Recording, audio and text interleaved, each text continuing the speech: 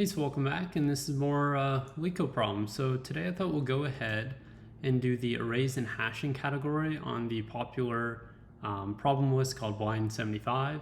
So if you don't know what this list is, essentially it was just brought up by a bunch of FANG engineers who were interviewing a lot of people, and they came up with this list of all the best questions to kind of help prep you for these interviews. So essentially I just recently went ahead and solved these problems.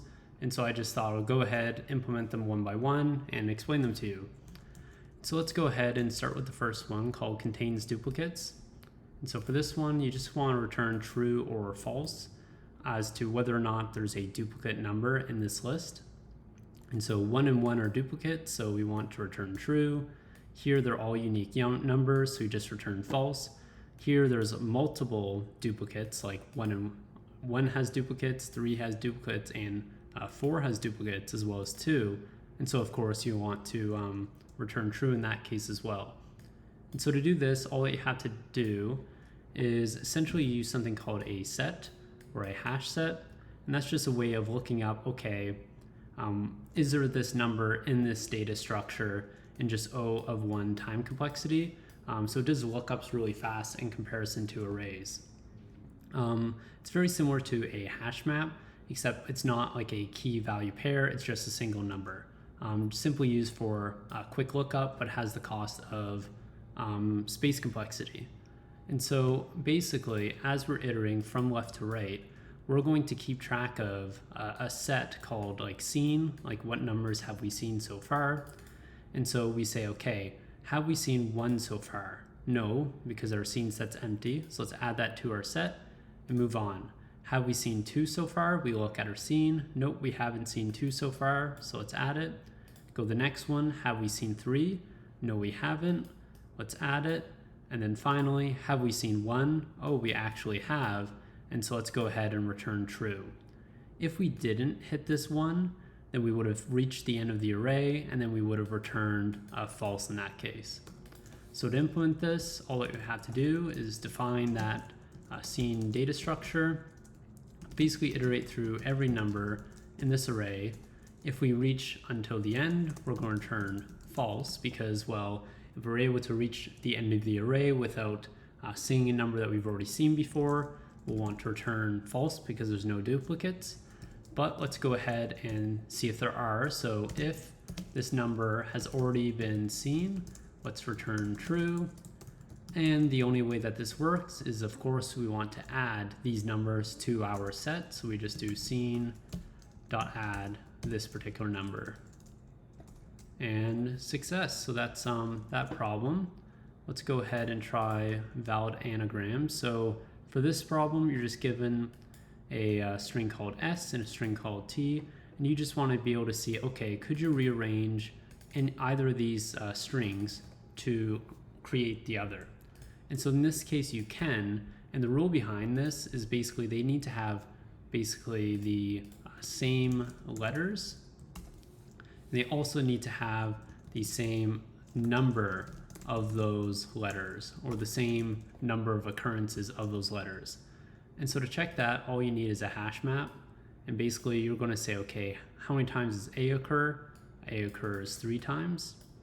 How many times does N occur? Well, it occurs once. What about G? Once. And then M once. And so essentially that's for S.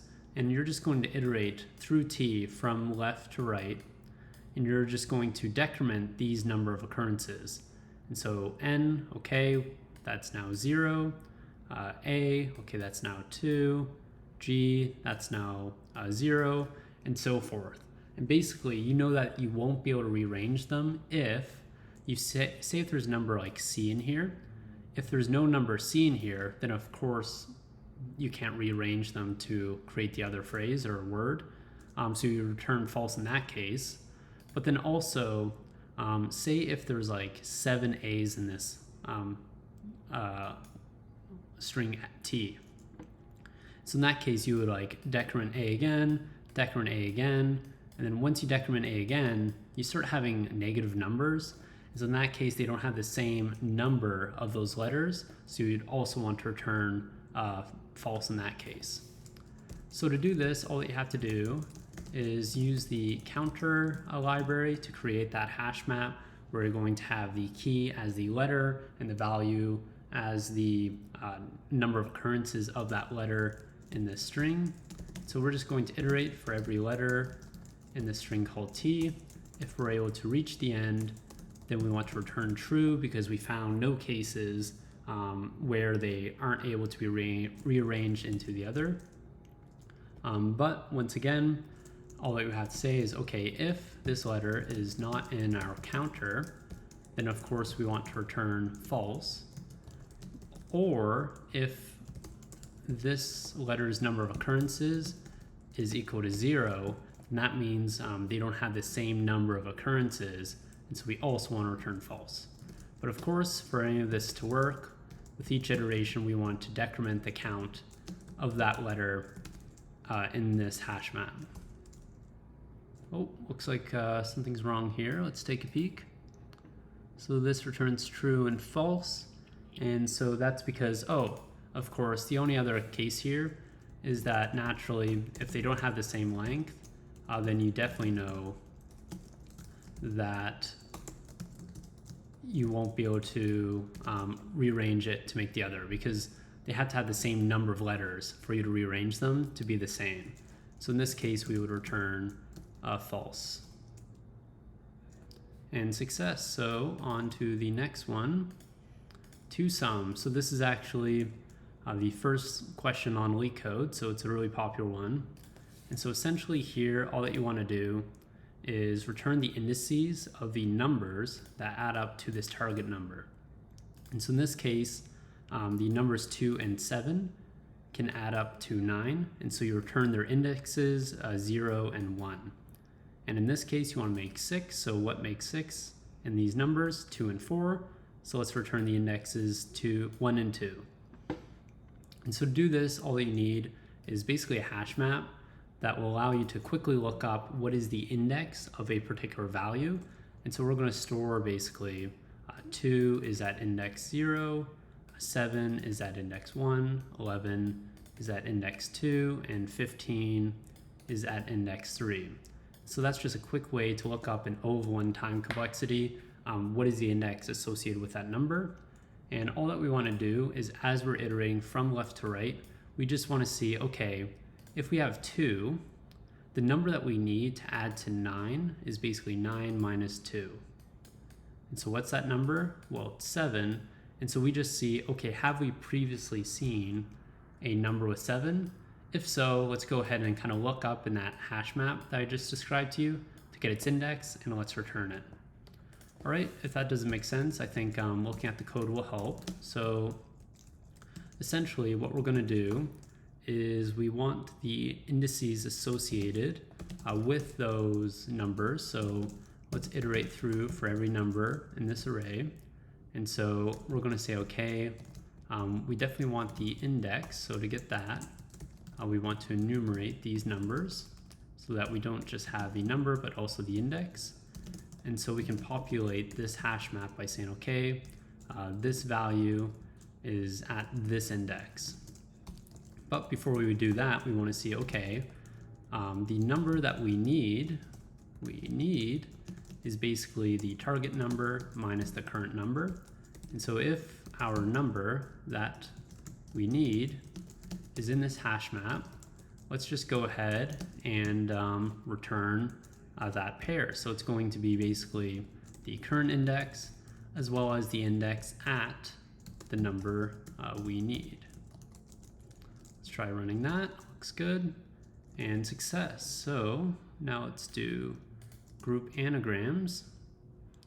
So for this one, all that you want to do is you're given the strings here, and you just want to see, okay, which ones are anagrams or can be kind of rearranged to be anagrams or equal to each other.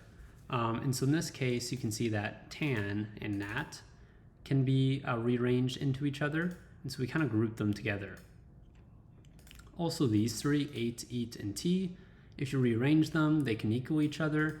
But then bat, nothing else in this array here can be rearranged to equal bat, so it's just left on its own. So you're basically just returning a two-dimensional list here, or a list of lists, where you kind of just bucket the anagrams together. And so to do this, a cool trick is that you essentially need like a hash function here, a hash function. So what that's going to be is, okay, how can we see that these can be anagrams of each other? Well, a simple way is you just sort the letters. And so if you sorted 8, for example, it would be A, E, T. And so if you sorted all of these, you would realize they all get sorted into this. So you could kind of just group them together where you have 8, eat, and T. Right, and so you do the exact same for nat and tan, so that would be A, I believe, then N, then T, if you sorted those letters, and so we can kind of group these ones together. And then same thing, I won't write it out here, but same thing with bat, it would go here. So then at the end of this, you just kind of return this right-hand side of those buckets. So to do that, all that you need to have is essentially that hash map that I'm describing there. And so we're going to return that hash map's values, which is kind of the right-hand side that I was talking about. So we're going to iterate through every string in our strings array. And so to get our hash, all that you have to do is basically just sort these letters. And so a neat way of doing this is just converting it to a list, sorting that list, and then converting it back to a string. It's just a neat hack to sort a string. You can't just kind of do a sort on a string itself. You have to convert it to a list first and then convert it back. And so then to kind of bucket them together, all you have to do is this will have to be default dictionary of lists, and that's coming from our collections import. And so then from here you just say, okay, hash map at this particular string, let's just go ahead and append, or no, at this associated hash, let's just go ahead and append this string. I think I did that right. Let's see. It's taking a while. Yep, looks good. Try submitting, and success. So let's go to the next one. So top K frequent elements. So for this one, yeah, all that you want to do is essentially you're given a list called numbers here, and you can see that some appear multiple times.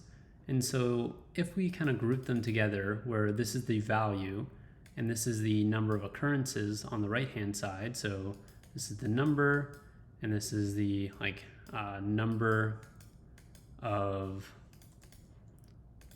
occurrences, might have spelled that wrong, but, and then 2 appears, well, 2 times, and then 3 just appears once. And so all that you want to do is return K of the most frequent elements. And so the ones that appear the most frequently are the ones with the highest number of occurrences, which is, well, 1 appeared the most, then 2 appeared the second most. And so let's go ahead and return the 2 that appeared the most, which is basically 1 and 2 because they have the highest number of occurrences. And we just want 2 of them. If this was 3, we would return all 3. If it was 1, we would just return the one with the highest number of occurrences. All right, and so to do this, essentially we first need this count. So we see that, okay, these are the ones, these are the numbers and their associated number of occurrences. But then we also care about grouping the numbers based on the number of occurrences. And the reason why that matters here is that, say that we also have the number like 4, 4, all right? And say that we have K is equal to 3. What we would want to return here is 1, 2, and 4. And that's because essentially this hash map would look like 1, 2, 3, and 4. And so there's 3 1s, there's 2 2s, there's 1, and then there's 2 4s. And so what we can do is essentially group them by their associated number of occurrences. And so what that looks like is basically the ones with one occurrence is 3. The ones with 2 occurrences is 2 and 4. And then the ones with 3 occurrences is 1. And so we just grab 3 of the ones with the highest number of elements. And so we basically want to use a max heap, which is a way so that you can pop off the highest number in O of 1 time complexity. And so you'd say, okay, let's pop from our heap the one with the highest number, which is this. And well, there's just one number, so let's add 1 to our result. So our k of 3 is now 2. And then this is crossed off. Then we pop off the next list and we say, okay, let's grab the next number, which is 2. And now k is just 1. We just want one more number. And now let's pop off 4. And now that's the 4th number. And so you really want to kind of bucket these ones together that have the same number of occurrences using max heap. All right, and so to do that, all that you have to do is first we want that count. So we have our counter that we can use to get the number as well as the number of occurrences. Then we want to have our count to value, so the count associated with the list of numbers with that number of occurrences. And so to do that, we can just have a default dictionary. This just comes from our collections library. And so essentially, let's just go ahead and iterate through for every value and its count in our counter. And so we can just say, okay, the count to vals is basically the counter or the number of occurrences pointing to this value as a list. So these are the values that have this number of occurrences. But then also we want to use max heap so that we kind of pop off the ones with the highest number of occurrences. And so because there's no max heap in Python, you have to kind of invert a min heap just by negating the values. So to do that, we just want to negate these counts in our count to vals. And so we just want to grab the keys here. So that way we are just kind of popping off the ones with the highest number of occurrences and negating them. And so that way we can just kind of heapify this array here. So that allows us to kind of do a heap pop where we're popping off the ones with the highest number of occurrences. So then we just say, okay, for I in the range of the length of our counts here. Let's call this counts. And so let's just iterate through all of these number of occurrences and say, okay, we're expecting to return some like result here, which is essentially empty. But then we also want to say, okay, what is the latest highest maximum frequency of elements or highest number of occurrences? So next count is basically going to come from popping off from our accounts. Naturally, we want to negate this number, which is a hack to use a max heap, and we negate it because we don't want to deal with negative numbers. And so from here, we just want to iterate through all of the numbers with this number of occurrences. So for every number in, let's see here, our count to vals at this next count. So then we just say, okay, one thing that we have to check for is, okay, if the length of a result is equal to k, let's just go ahead and return the result. Because although we're iterating through the counts, because it's a list associated with the number of occurrences, you don't want to kind of overstep. And so you just return that result here. And so I'm just going to move me over.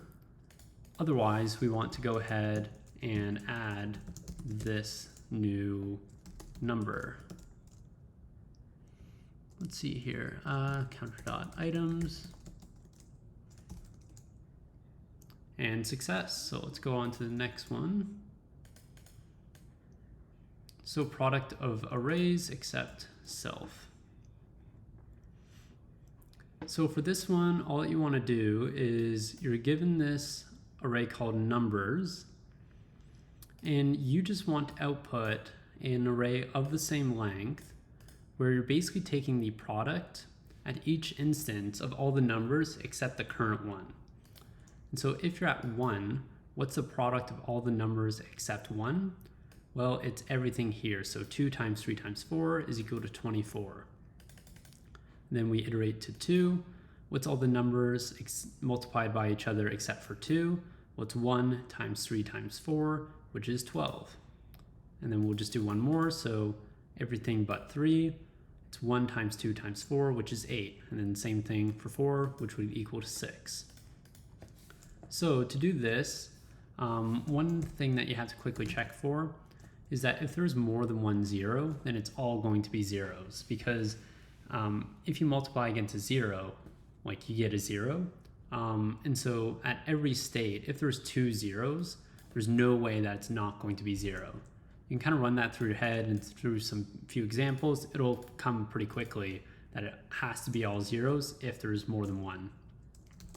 So if the count of 0 is greater than 1, let's just return all zeros. So like that. All right, and so essentially from here, we actually want to care about these products. And so just for simplicity, let's just go ahead and get the product of all the numbers in this array. And so what that's going to be is basically just math.prod of this. And this is just basically the entire product of the entire array. And so the benefit of having this is the product of this entire array is 24. And so all that you have to do in this case is divide the current number by the total product. So 24 divided by 1 is 24, so that gets you the first one. 24 divided by 2 gives you 12, which is the next one. 24 divided by 3 is 8, and 24 divided by 4 is 6. So that's a very simple way of dealing with it. The problem is that you also want to care about if there's a 0. And so in that case, if there was a 0 here, then this entire product would be 0. And that wouldn't work because 0 divided by n doesn't work when you're at this case, because you're basically negating this 0 and you're taking into account the entire product here. So we want to know also what is the product without 0. All right, and so basically product without 0. And let's just initially set that as 1. And so in this case, we just want to iterate through every number in our array. So if our number is 0, let's just ignore it. But otherwise, let's go ahead and take that product. So then our product without 0 is basically times itself by this current number. So it gives us the product by when we are ignoring 0. So all that we have to do to get our result here is we need to define our array, and we're going to iterate through all of these numbers, and we're just going to say, okay, if this number is 0, then let's just append the product without 0, product without 0. Otherwise, we're going to want to append the product divided by the current number. Let's see if that works. When we're dividing, that gives us a float, so let's just turn that into an integer. And success. So let's go on to encode and decode strings. So for this problem, essentially, all that you want to do is let's just go ahead and reset this. I deleted one of the functions there. I just don't like seeing all of the comments. And so essentially you're going to implement these two methods here such that you're given some string, or really you're going to get a list of strings, and you want to be able to return one string that can then be decoded back into a list of strings.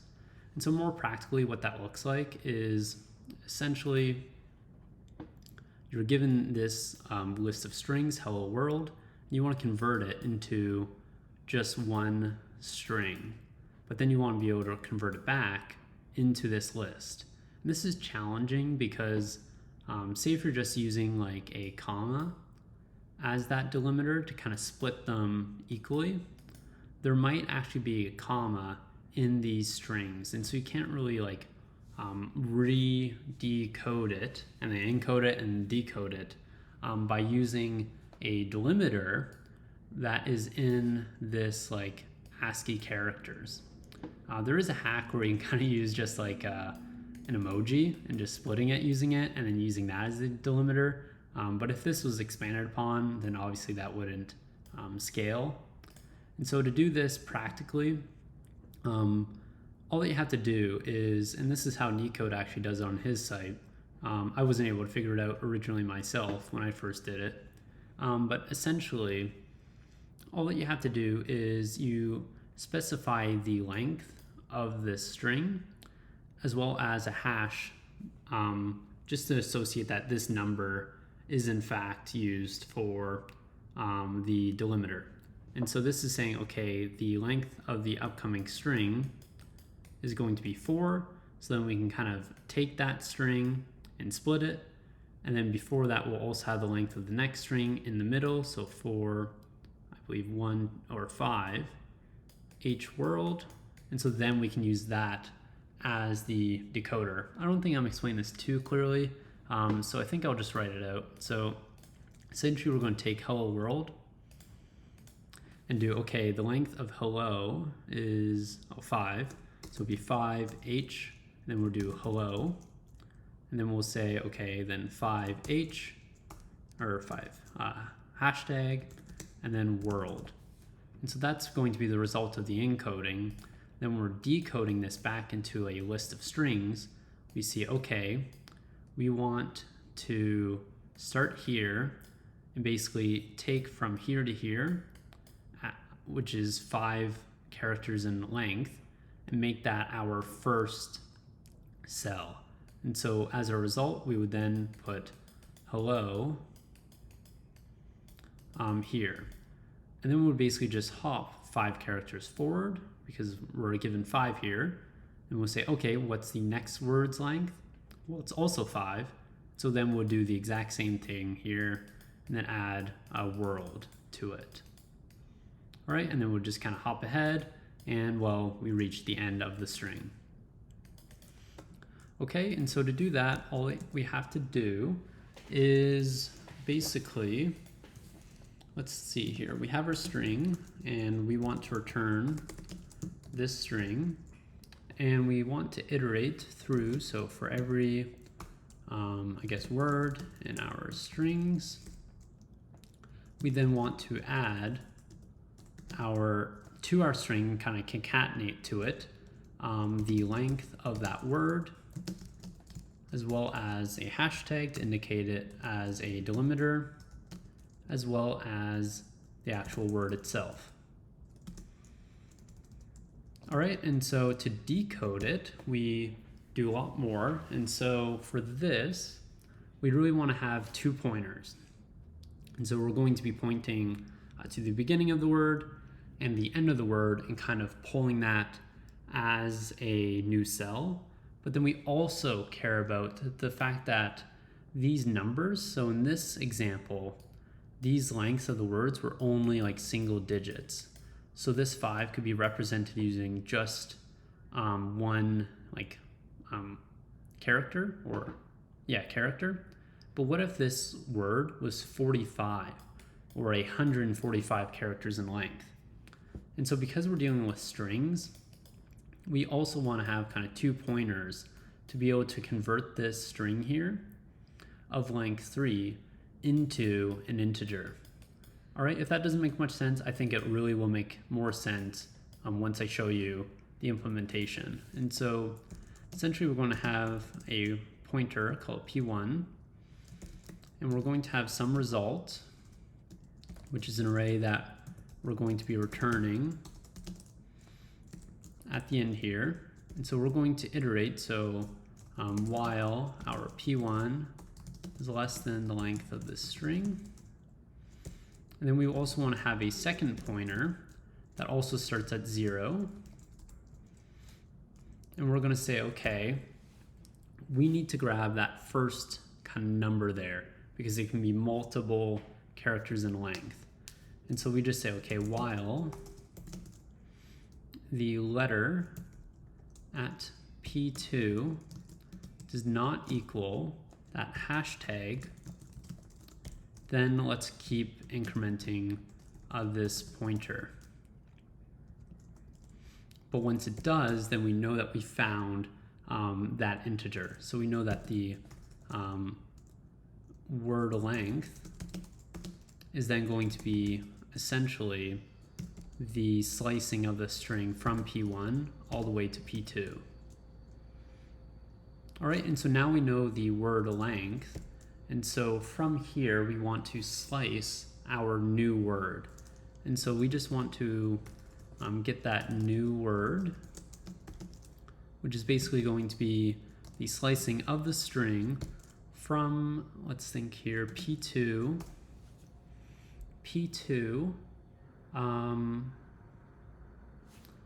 plus 1, because we don't want to include the hashtag, all the way to p2 plus 1 plus the word length. And then we just want to kind of append this to our response here. So just to shorten it, we can put it here. And then from here, all that we want to say is, okay, let's go ahead and update our p1, which is just the exact same math. Let's go ahead and try running this.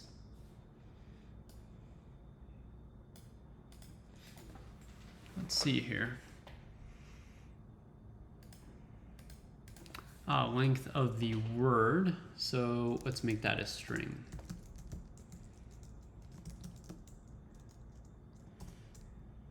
And success. So let's do the next one. And oh, looks like it's the final one. So for this one, let's think here. Okay, so essentially we're just given an array, and we want to find out in this array what is the longest consecutive sequence here. And so in this case, we have 1, 3, 2, and 4. And so we want to output 4 in that case because that's the longest kind of increasing elements in order.